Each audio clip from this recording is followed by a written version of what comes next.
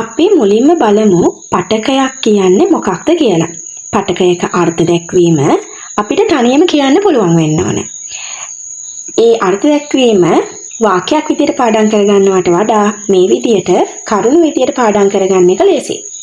හරි, පටකයක් කියන්නේ මොකක්ද?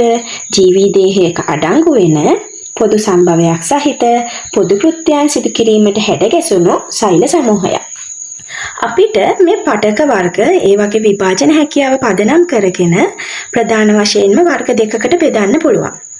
එකක් තමයි විභාජක පටක. විභාජක පටක කියන්නේ සෛල විභාජනය වෙලා නව සෛල සෑදීමට හැකියාව තියෙන පටකවලට.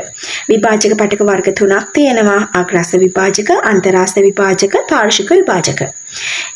එතකොට සෛල විභාජනය වෙමින් තවදුරටත් නව සෛල සෑදීමට හැකියාව නොමැති පටකවලට අපි කියනවා ස්ථිර පටක කියලා.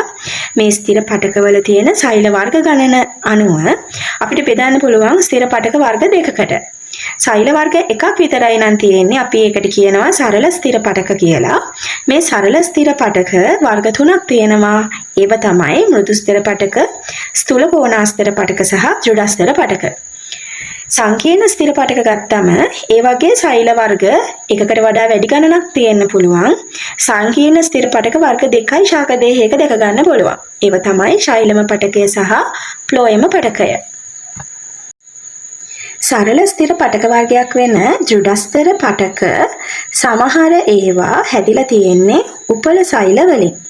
පොල් කටු, රටඉඳි බීජ, පේර බීජ වගේ ස්ථානවල තියෙන දෘಢස්ථිර පටකය හැදිලා තියෙන්නේ උපල සෛල වලින්. උපල සෛල මෙන්න මේ වගේ හැඩයක් තමයි, ගෝලාකාර හැඩයක් තමයි තියෙන්නේ.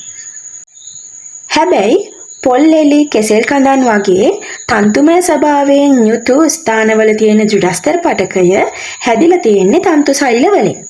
මේ තන්තු සෛල තර්ක රූපේ හැඩයක් ගන්නවා. මේ වගේ මෙන්න මේ විදියට ඔයාලට පේනවා පොඩි පොඩි මාර්ග. මේවට අපි කියන්නේ කූ කියලා. මේ කූ සෛලය හරහා විවිධ ද්‍රව්‍ය ගමන් කිරීමට සකස් වෙලා තියෙන මාර්ග. එතකොට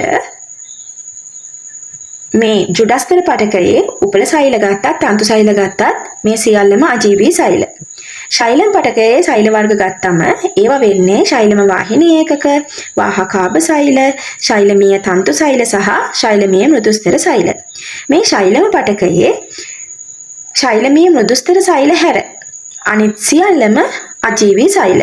ශෛලමීය මෘදුස්ථිර සෛල විතරක් සජීවී සෛල.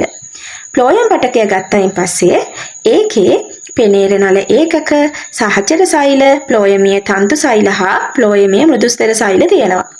මේකේ ප්ලෝයමීය තන්තු සෛල විතරයි අජීවී සෛල වර්ගයකට තියෙන්නේ. පෙනේරනල ඒකක, සහචර සෛල සහ ප්ලෝයමීය මෘදුස්ථිර සෛල කියන ඔක්කොම සජීවී සෛල.